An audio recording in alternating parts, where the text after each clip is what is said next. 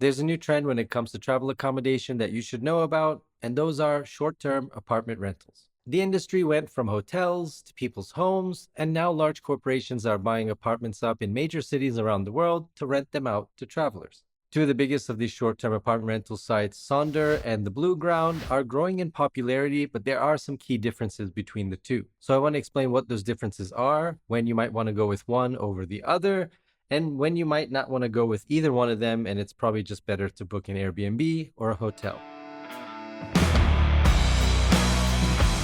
Hi everybody, foXnoMad here, and today I want to help you travel smarter by reviewing two apartment rental sites, Sonder and the Blueground. Sonder and the Blueground are part of a growing trend for travel accommodation, and that's apartment booking. These aren't the only two sites, but just two of dozens around the world that have been popping up, claiming a niche left behind from travelers who are increasingly frustrated with platforms like Airbnb. High cleaning fees and less than stellar customer service, not to mention an inconsistent look, feel, and host with every Airbnb you stay at. For all of those reasons, more and more people are looking for alternatives in their accommodation. I'm sure a lot of you who travel and use sites like Airbnb have been thinking recently, like, hey, hotels aren't so bad, but they do lack a few key elements that homes have, like laundry and kitchen for the most part. And so that's where sites like Sonder and the Blueground come in. Sonder and the Blueground are really an in between experience of a hotel or something like an Airbnb or a Verbo. Let's start with the Blueground, which along that scale is closer to an apartment than a hotel. The Blueground currently operates in 32 cities and has over 15,000 properties around the world. Their site is a lot like most booking sites. You choose a city and it will give you a listing of properties. But before you get too enticed by the photos or a specific place, make sure you put in the dates that you'll be in town to get the actual listings, and know that the Blueground has a minimum of 1 month stay, although in some cities like Berlin that can be longer, like 3 months, depending on the local housing rules. Once you do decide on a place, it's at this point in the process that the Blueground does something that's incredibly annoying. See, the prices that you were shown on the options page, when you click through to a property, that original price has a lot of fees tacked on when you click through. I mean, you can see on this 1 month Chicago apartment rental, you've got $360 of utilities, which is probably 40% more than one person would actually use. But okay, that aside, there are an additional $485 of fees and insurance, making a total of $2,933, or 39% more, $1,100 more than the first price you were originally shown. One of the reasons hotel booking, airfare, and pretty much any booking site does this is because of something called reference price. Reference price is a psychological phenomena where our brains tend to remember the first price we're shown when shopping. That price, in this case $1,800 for that Chicago apartment, is the rate we feel like we're paying, even though the final total will be $1,100 more. Oh, and to add to this, if you pay with a credit card or method that isn't a bank transfer, there's a security deposit too that you should be aware of. So booking an apartment on the Blueground is pretty annoying because you don't know the final price you're going to end up paying until you click through to an apartment after you've done all that searching. You find a place you like the location, all those things. You click through, and then you've got this price, which is like 40% more than you were originally shown. Not only is that annoying, but it's a huge waste of your time when you're looking for a place to stay. It's also worth mentioning that for longer stays, so let's say you want to book an apartment for 4 months, you've got to pay that up front.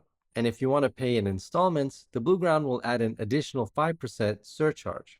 You can still find good deals on the Blueground if you're willing to spend a lot of time searching and try to find that great deal on that site.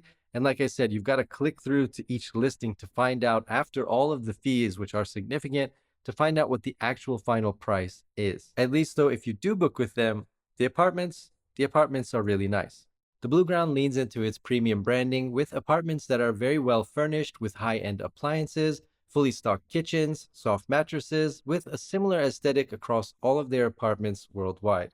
Service, if you have an issue, can be hit or miss though. Every city has their own Blueground customer service management, and I've heard good and bad things about different cities, so it does seem to vary quite a bit.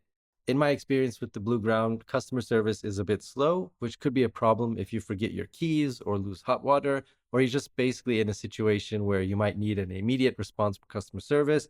Just expect that you might be waiting a day or two. Another annoying thing that the Blueground does, and a lot of these apartment rental sites do, is they don't actually have user ratings. And what I mean by that is when you go into a listing, you can't see basically any feedback from anybody else who stayed in that apartment. So you don't know, is the neighborhood loud? Is it a good neighborhood? Is the parking decent? What is the actual living space like? You don't get to see that. You don't get to read what other people have experienced in that particular place. There's not even a star rating system, so you can't see like 4 out of 5 stars or anything like that.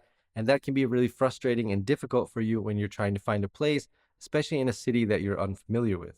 And I know why the Blueground does this. They don't want to stratify their apartments. They don't want to exclude some of their apartments because they've already bought all of those apartments. Their incentive is to rent as many of those out to as many people as they can.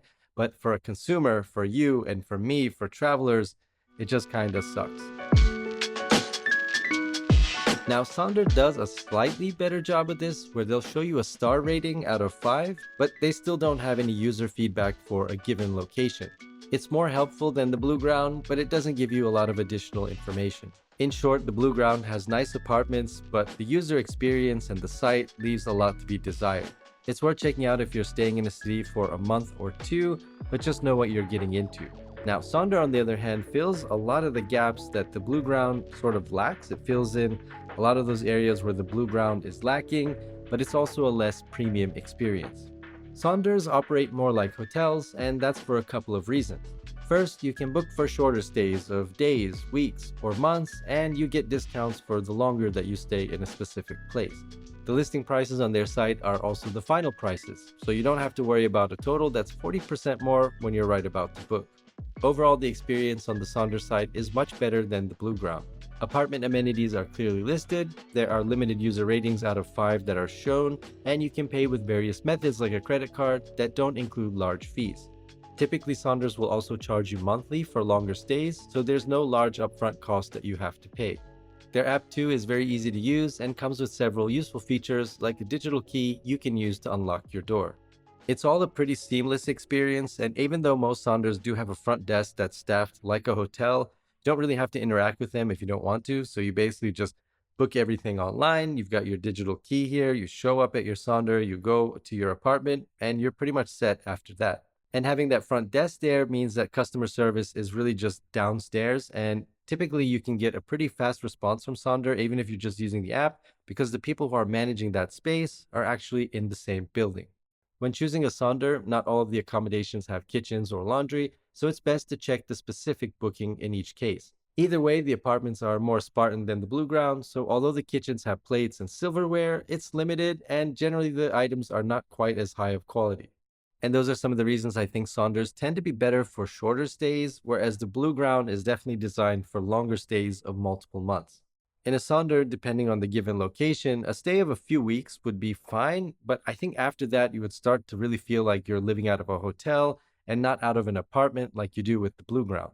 As for pricing, Sonders daily rates tend to be very competitive with nearby hotels, especially in the United States, where they're trying to compete in tough markets. That's larger, busier cities, but no matter where you're staying, it's worth doing a price comparison across all the sites before booking.